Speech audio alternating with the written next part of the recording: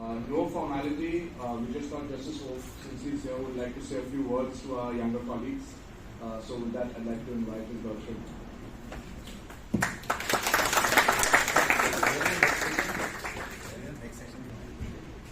My esteemed colleagues in Bombay High Court, other dignitaries, the dais, and specifically mention Mr. Pereira, who has taken this great initiative, and of course his team, members of the bar, and young friends. It's a great initiative by Goa High Court Bar Association. I believe the theme of the conference is Art of Advocacy and of course professional ethics. No, as far as advocacy is concerned, and we talk about art of advocacy, this art is different from other arts. This is only one art which you can acquire by hard work and practice. No other art you can acquire. Now, art of advocacy has many facets. I'll be just brief. Be very brief here. Art of advocacy is not something which you do when you appear in open court before the judges. It really starts with drafting. I keep on addressing such gathering young lawyers or final year lawyers. I always give them illustration. If you become a lawyer on the civil side, suppose you have to draft a plaint. It's not that you talk to the client and like a computer, take facts from him, take documents, draft a plaint and file it. I'll give you the same example of a complaint, say complaint under section 138 of Negotiable Instruments Act. Now when you draft a plaint, a litigant comes to you, there is the first stage where you should have good art of advocacy. You must understand the grievance of the client. A client comes to you to file a suit for specific performance of agreement for sale of involved property. It's not easy that you draft a plaint. Before you draft a plaint, you have to apply your mind who are going to be your witnesses. In a given case, the agreement for sale may have been disputed by way of reply to the notice. Then you have to see who are the attesting witnesses to the agreement. You have to ask your client whether those attesting witnesses are capable of coming to the court and deposing about the execution of the agreement. You have to anticipate what will be the defense. For example, if client has approached to you at belated stage, there may be a defense available of limitation. So you must apply your mind to what could be the defense of the defendant. If defense is likely to be bar of limitation, then you must mold your plaint, you must make necessary amendments in the plaint. Same is the case with a complaint under section 200 of CRPC. It's not like, client comes to you, he says that no, so and so cheated me. Ultimately, you must draft a complaint after applying your mind and possibly which sections of IPC or any other penal statute will be applicable. Whether you will be able to ultimately make out ingredients of existence of the offence. Who will be your witnesses? These are the things. You require a lot of application of mind. Now, with the advent of computerization, and we are now, everybody wants everything to happen instantly. So I find some of the lawyers, litigant comes to you, you simply draft the plaint, take instructions orally, draft the plaint, and then later on you land in trouble. I am a product of district court. I started practicing district court. I practiced for 2 years. My father had a very eminent trial lawyer as his friend who had given up practice. So I used to go and learn few lessons from him. So I requested him to draft a plaint in a suit for suit for administration. The parties were Mohammedans. So he gave me a draft of the plaint. His thinking was so, it's uncomparable. He gave me a draft and then he said that, look, these are the possibly 4 to 5 defenses which may come by way of written statement. And he said that if this particular defense is taken in the written statement, I will give you a draft of application for amendment of the plaint. So he gave me that draft also. So therefore, your art of advocacy starts right from the day or right from the time when litigant enters your office. Same thing about appeals. Suppose some litigant comes to you tomorrow, he says, I want to draft and I want to file an appeal against a decree passed by a civil court. You can't simply read the judgment, talk to client for 10 minutes and mechanically draft the grounds, because the popular misconception, and to some extent it is correct also, that you take about 30, 40, 50 grounds in the appeal memo, and then when appeal comes up eventually for final hearing, then you apply your mind and decide which grounds you are going to press. Really what is required to be done, especially in case of civil matters, when a litigant comes to you to file an appeal, you must make in-depth study of the pleadings, the evidence, because at that stage you have to examine whether you need to have additional evidence. Because if you realize at the time of filing the appeal that you should have applied for permission to read additional evidence, that application will be rejected by the court, because that will be an afterthought. So at the time of filing of appeal itself, you must apply your mind, you must find out whether it is necessary for you to apply for amendment of pleading, whether you want to apply for the additional evidence to be laid. So application of mind is required at all stages. Now coming to what you do in the court, I want to say this with great deal of emphasis for benefit of young lawyers, that when you start appearing in the court, please forget one thing, that you have achieved wonderful success in moot court. There is a vast difference between moot court and the real court. When I was the law student in 1980, we used to barely have one moot court a year. And now you have moot court competitions, mock trial competitions, judgment writing competitions. Upping number of times this has happened in Bombay. I was in Karnataka, it has happened in Karnataka, even Supreme Court. I have to tell some young lawyers, that young man or young woman, please, this is not a moot court. Don't argue like a moot court. I'll tell you what is the difference between the regular court and moot court. See, in moot court, hypothetical problem is given to you, you apply your mind, prepare your submissions. Where art of advocacy comes into picture, I want to tell you with great deal of emphasis. See, your job is to convince the judge that your client has a good case. When you are cross-examining a witness, you have a job in hand. Therefore, first and foremost thing is, if you want to succeed as a lawyer, and especially before the trial court, for that matter, any court, you should not go with a preconceived notion about the case of your client. You should develop ability to think on feet, and that's very important. See, I see young lawyers appearing in the court. You are making submissions before the court. The basic rule of advocacy is that your eyes must be focused only on the judge. You don't look at your left hand side, don't look at your right hand side. Don't look back because you feel that somebody is trying to applaud you. This is the basic rule of advocacy, that your eyes must be focused on the judge. Most important part of advocacy is, if you want to really succeed as a lawyer, of course you need to study your case very hard. You must see pros and cons. First thing you have to learn is how to understand, how to assess the judge. It's very, very important that you know the judge. You know how the judge behaves. You know what are the reactions of the judge. You must know what is the outlook of the judge. What kind of questions you will expect from the judge. That's studying the judge is the most important thing for a lawyer to succeed.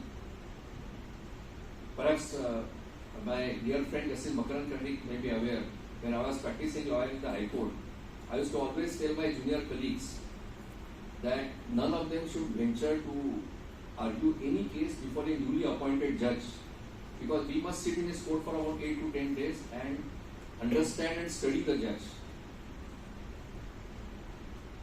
That is very important. And one more secret which I want to reveal. I am a faculty member in practically all judicial academies, including National Judicial Academy. I always tell the judges that we must study the lawyers who appear before us.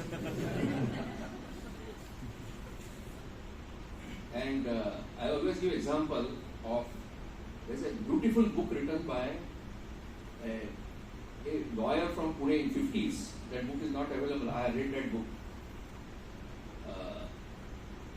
The title of that book I translated into English. 420 lawyers from Pune. It has nothing to do with section 420 of IPC. He had categorized, there were 420 lawyers at that time, 50s practicing Pune bar. He had categorized the lawyers. Category 1 of the lawyers who are adjournment masters. Category 2 is of the lawyers who always keep on praising the judge. Category 3, lawyers who are very cantankerous. Category 4, lawyers who claim that they are good in law but they are zero in law. So he had divided members of the bar in different categories. And I was really fascinated to read that book. So I always tell the judges, and from my experience, I have been a judge of constitutional courts for 20 years. You go to any bar, and I remember that book so well, that you go to any bar, you will find lawyers with that description, only the faces and names differ. So at the same time, it is more important for a lawyer to study the judge. You just can't go to a judge and simply start arguing. You will damage the case of your client. So it is very important to know the judge. Know the judge in the sense, not in that sense that you must be friendly with the judge, but to understand the judge, how the, a simple thing I tell you, judges are also human beings. As a lawyer, I have this experience. Some judges, when they take a seat at 11 o'clock in the court, as a rule, they are irritated. Few judges, I will say that. So as a lawyer, I used to always say that, if my matter is in first 5 matters, I will seek pass over. So by the time my matter is called out, the judge will cool down. So I am telling you, these are the few tricks which ultimately, what is your object? Your object is to convince the court that your client has best possible case. And therefore, what I said was, never go to the court, whether you want to record evidence, whether you want to argue a case, never go with preconceived argument. Preconceived arguments are good only in good courts. See, ultimately when you go before the court, you have to decide. Suppose you have 5 points to argue. You must study the judge and then you must ascertain which point will appeal to the judge most. So that point you have to argue first. See, there are judges, I will not name them, but Justice Sonak will be able to understand who are those judges. See, some judges in Bombay High Court hated defense of limitation. There was one judge who hated defense of adverse possession. He would say, Mr. Rope, this is the most dishonest defense, so I don't want to hear you on this. So you must know the mind of a judge. You have a better point to argue rather than adverse possession. So you should start with that point. And this is where it's very important to understand judges. And therefore I always tell the young lawyers, for example, you are going to argue a case, say, appeal before a district court. You must go to that court. This is for young lawyers, I am telling you. You must go to that court. If the court starts at 10:30, you must sit in the court at 10:30, observe how the judge is conducting himself. And then you will be able to realize what exactly the judge wants from you, in what manner what manner the judge wants you to address the court. That's very important. In fact, I remember in COVID days, we started with VC hearing. And see, many high courts started using WebEx and some other platforms. And the practice started that, you will not be allowed to see what is happening. Only I think only 5 lawyers in 5 cases were allowed to join. and later on the coordinator used to join the other lawyers. So in Karnataka, I decided from day one that our court, which is functioning through DC, will be like open court. So we used to publish our meeting ID and meeting particulars every day in the morning on a website. Idea was that a lawyer who wants to argue matter, he must see the judge in action from 10:30 or 11 o'clock, whatever time the court sits. So it is very, very important that you sit in the court and observe the judge. One more aspect, I'll make some diversion about the recording of evidence. Recording of evidence requires maximum skill. You may be able to argue very effectively an appeal or a writ petition, but recording of evidence, it's a totally different ball game. And when you record evidence, for that matter, for anything, you must remember one thing, that the judge is a human being, all litigants are human beings. So when you record evidence, and especially cross-examination, it is very important that you must study the psychology of that witness. I met a very eminent lawyer very recently in Bombay. He is lawyer from Pune, he has given a practice. So he stopped me in one of the marriage receptions. He said, I want to say something very important to you. He said, stop this business of affidavit examination chief under order 18. And he gave me reason which is very important. He gave me two reasons. He said that first, it is beneficial to the litigant because it's very difficult for even intelligent man to stand in the box. And the advantage of recording examination chief in the court was more than one. The first was when the witness faces cross-examination, he gets acclimatized to his presence in the witness box. He knows what is happening in the court. Now today what is happening is the witness is straight away put to cross-examination. It is all at sea. The second important thing which he told me was that in those days when examination chief used to be recorded in court, the lawyers used to be very brief. Now today something which can be recorded in open court in 2 pages, now we have 20 pages affidavit you have examination chief. So it is important that if examination chief is recorded and you want to cross-examine that witness, you should concentrate not only on what he is saying about the factual aspects of it, but you must try and understand that person, the witness as a human being. And I have seen young lawyers, while they see some movies and when they cross-examine the witnesses, they start shouting at the witnesses. They are very aggressive with the witnesses. Please never do that. You have to study that witness. Sometimes we call it a different phraseology we use it, cracking a witness. So you may be able to crack a witness in a given case by asking some aggressive questions. But that rarely works.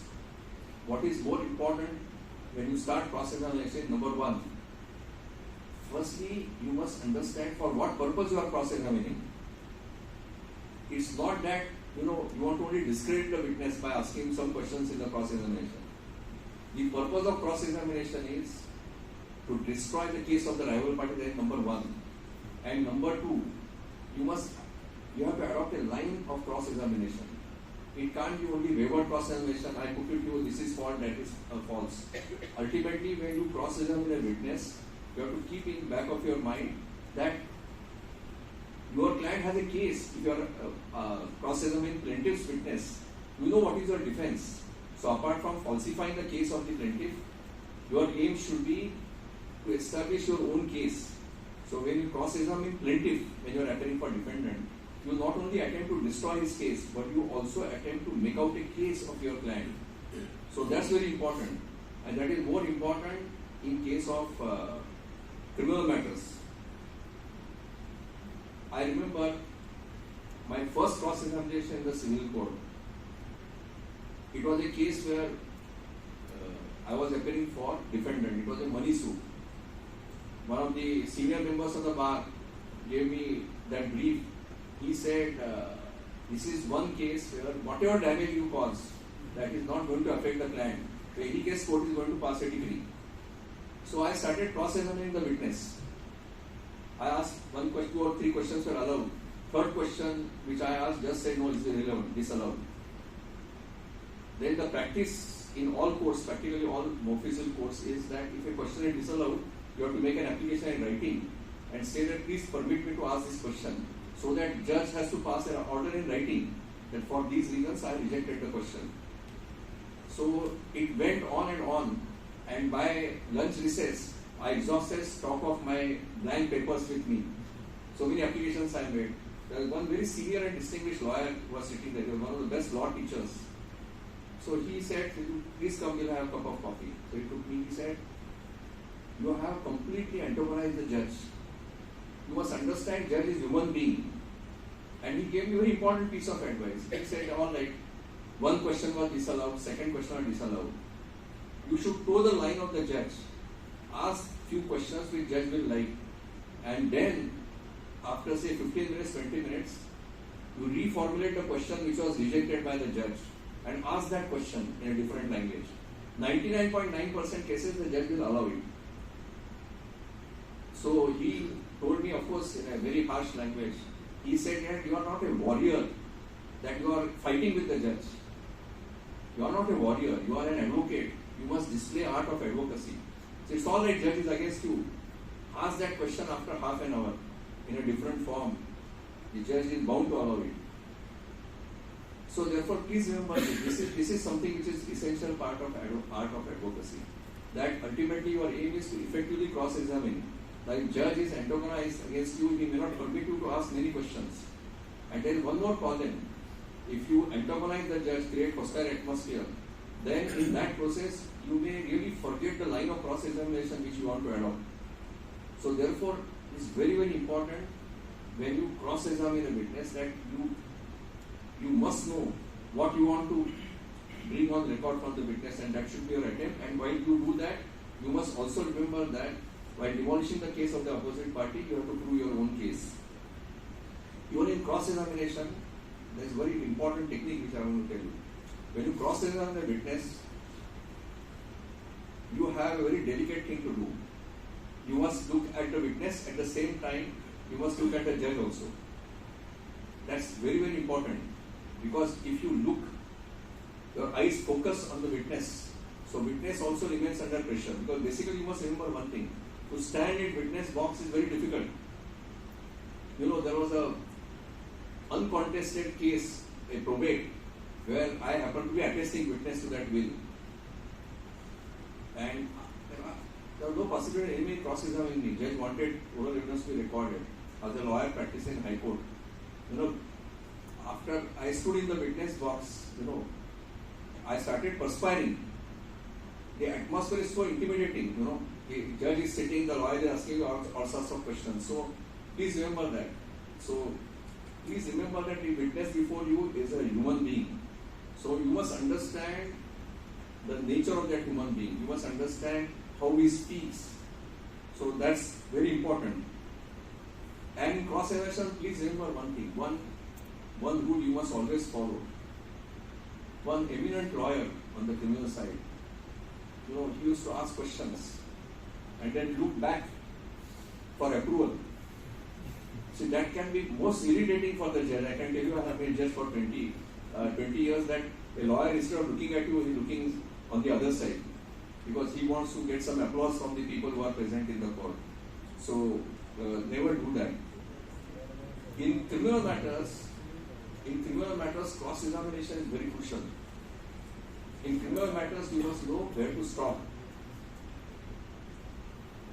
If you exceed the limit in the cross-examination, you may end up in bringing on record something which prosecution has not brought on record. So therefore, you have to be very, very discreet when you cross-examine a witness. And you know, evening I am going to speak about it. In law college, we learn nothing about art of advocacy. I remember I started practicing in the district court. I had spent 6 months in practice. I had a distinguished senior who had completed 18 months. So one fine morning, a litigant came to him and he said, "Sir, I want to give you this case," he told my friend. It was a criminal trial, sessions trial, where offence was under section 307 of IPC. I want to tell you The most difficult case for a defense lawyer is 307 case, because the injured person is there to depose before the court. So he came to me and he said, now I require your help, will jointly do it. I said, of course we'll jointly do it. The other reason why he came to me that because I was born in lawyer's family, I had very equipped law library. So he wanted to use that library also. So we spent, we had hardly any work, we burned midnight oil, we used to read statements under 161, then what would witness say, what would be line of our cross-examination. But we never realized what is the truth. So the first witness stepped into witness box. He was the injured person. And from first sentence, he turned hostile. I don't remember what happened on that day. I don't know who hit me. And the prosecutor sought request, prayed before the court, he should declare hostile, I should be permitted to cross-examine. Then my friend was very jittery. Now he asked me, what do we do? Should we cross-examine him or not? We were prepared with very lengthy cross-examination. So I said, I'll go back. I rushed to the barroom and meet some senior lawyers. So I went to the barroom and I met a very distinguished lawyer practicing on the criminal side. I can't repeat the language we use because you are known for that kind of language. So he said, for God's sake, simply say no cross and sit down. And later on we realized that only because all witnesses were to be hostile, instead of spending money on very seasoned lawyer, he came to the junior most lawyer. But this is very important, that we as young lawyers, we never knew how to cross-examine a witness who is declared a hostile witness. And if we had cross-examined him, maybe we would have ended up in bringing something in favor of prosecution. So in criminal matters, it is very, very important that you adopt a line of cross-examination. You must know what cross-examination you want to make. It's not a general cross-examination at all. And I tell you from my own experience that if you are a trial lawyer, you get a great deal of, it's a thrilling job to cross-examine a witness and to bring on record various admissions in favor of your client. I could go on and on, but I come to the second topic because we have time limitation. The other important issue is of ethics. One change which I have seen in profession is that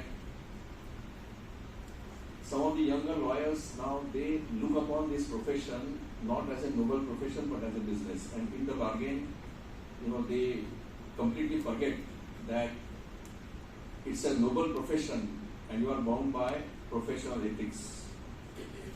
Now the first rule of professional ethics is fairness. You have to be very fair before the court. What is the fairness? Fairness is something, firstly, before the court you must disclose correct facts, even if facts are against you, your client. Secondly, concerning the law point involved in the case, if there is a judgment of the constitutional court which binds that particular court, it is your duty to show to the court that, sir, this is the judgment, and then you are entitled to say that in the facts of the case, the judgment will not apply or you want to distinguish the judgment.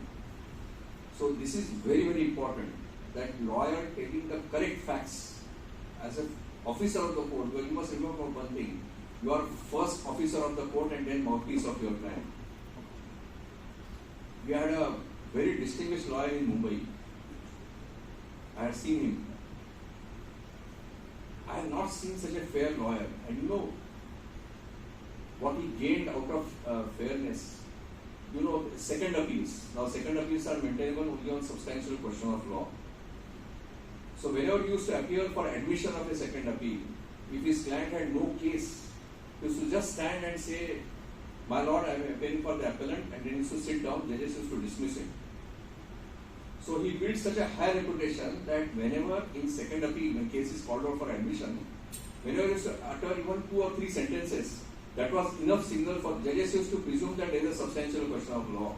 And they would ask that lawyer, Mr. where is the substantial question of law, where you have drafted it? He carried that kind of a reputation. I remember I had started practicing High Court. I was only 6 months in High Court. So my senior was unwell and he was appearing in a second appeal against the same gentleman. And my senior called me. He said that just read the file. I don't think judge will interfere. But he told me there was one old judgment, matter concerning Hindu law, so carry that judgment. So with great struggle in the library, I could get that judgment. So I went in the court. I was sitting next to him. So I was reading the brief. He said, "Arey, you are going to appear?" I said, "Yes, my senior is Hon'ble." So I was carrying book. See, those were the days when we used to carry books in the court, because even the photocopying was very costly. So he said, "Can I see the book which you are carrying? Which is the judgment you are carrying?" So I thought that it was trump card in my hand, and why should I show it to my opponent? But he was so senior, so I handed over the book. And then case was called out. So he told the judge that this young man has brought with him a direct judgment which completely demolishes my case, and here is that judgment. He sat down. So I met him in the corridor. He said, "I am sure you must have felt very disturbed when I told you to give that book." He said that my anxiety was different. I wanted to ensure that you have got a correct judgment in your favor. You know, this was kind of lawyers which I have seen. And in long run, fairness helps. So you have to be fair when it comes to telling the facts before the court. You have to be very fair when you are arguing a law point before the court. I will tell you the one more secret. See, we sit in the court on the dais, say at 10:30, 11 o'clock, whatever time court starts. It's a very lonely job, you know. When you are on that side, you keep on talking to your colleagues, you keep on sharing the jokes. But as judges, we are very lonely. And therefore, I must tell you our secret. We always like fair lawyers. The reason is that if we know that lawyer is not fair, that puts additional burden on us. Then if I know that lawyer is not fair, then I will have to go through the pleadings once again, because I know that lawyer may have misled me. But if we have fair lawyers, you know, we are more comfortable with the fair lawyers. So maybe we as judges, we are human beings, as I said. We suffer from all the follies which other human beings suffer. So we always prefer to have a very fair lawyer before you, so that, you know, stress on our mind reduces. And that is where, you know, I should not say it, but I say it, that is where sometimes you get discretionary orders from the court, because you know that a lawyer is a very fair lawyer. One more part of the fairness is, you know, you have to be fair to your opponent also. But the first part of fairness start, you have to be fair to your client also. There are very eminent lawyers when I started practicing in the High Court. So almost all lawyers used to advise us that when client comes to you, maybe for filing second appeal or rebate petition, you must study the papers and give fair idea to the client whether he had a good case. And our seniors used to tell that you never hesitate in telling the litigant that you may not have a good case. They told us that even if you tell the client that you have no good case, 90% of litigants won't go back. They will be very happy that lawyer is very frank and fair.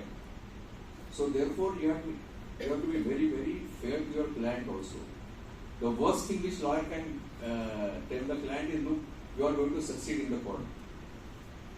Even if you are satisfied that client has very good case is covered by a binding precedent of the Supreme Court or High Court, you must always tell the client, look, I feel that you have good case, but ultimately we don't know what will happen ultimately. So therefore, you have to be very fair to your own client. The other and most important thing is, you have to be very fair to your opponent. Now we have a scenario where young lawyers, instead of arguing a law point, instead of arguing on facts, they keep on passing comments against the brother advocate who is opposing them. Now we have this practice of, you know, one lawyer arguing, other lawyer getting up and interrupting.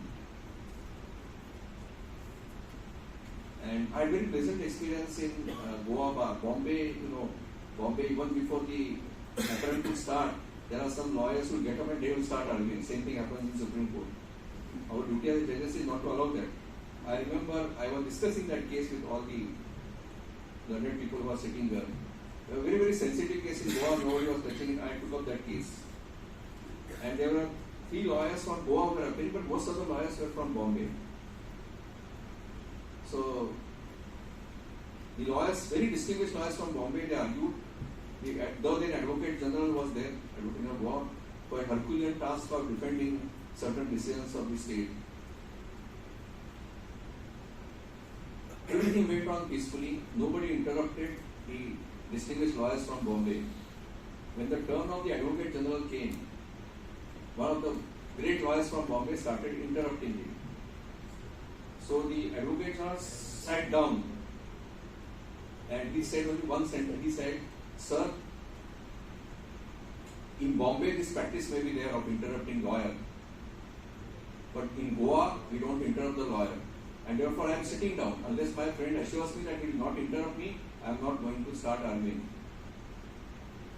So this is a tradition followed here. I don't know whether that tradition continues. Justice Mahesh Sonak may be more aware of that. Same was the tradition in Bangalore. Very rarely lawyer interrupted. So therefore, you must be fair to your colleague, your opponent, and never ever interrupt him when he is arguing the case. It's a very, very bad practice of interrupting in the arguments. So in short, what I will put it is, one is, you must master the art of advocacy. That you can do only with practice and experience. And secondly, as a lawyer, you must always remember that you are, as I said, you are first officer of the court. But I'll put it more clearly. When you are a lawyer, you are appearing before the court, you must remember one thing. It is your first and foremost duty is to ensure that justice is done in accordance with law. If you are a prosecutor, it is your duty to ensure that if there is legal evidence against the accused, he must be convicted. But as a prosecutor, it is also your duty to ensure that if there is no legal evidence against the accused, he must get acquittal. Your liberty in our constitution is most important. So therefore, you must always remember that you may be representing a client who is paying you good fees, but ultimately you are part of an institution which is supposed to render justice.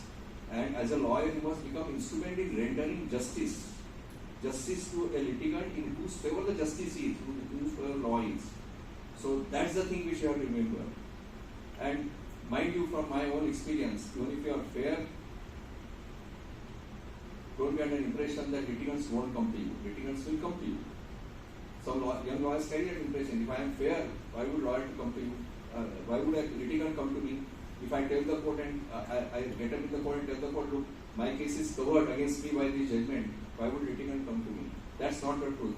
Ultimately, litigant will come to you if you are a very competent lawyer. So this is what I wanted to convey. Time was very short. We can have brief interactive session. Thank you.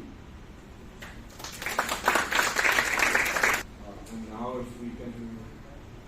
Any question? Oh, anybody has any questions?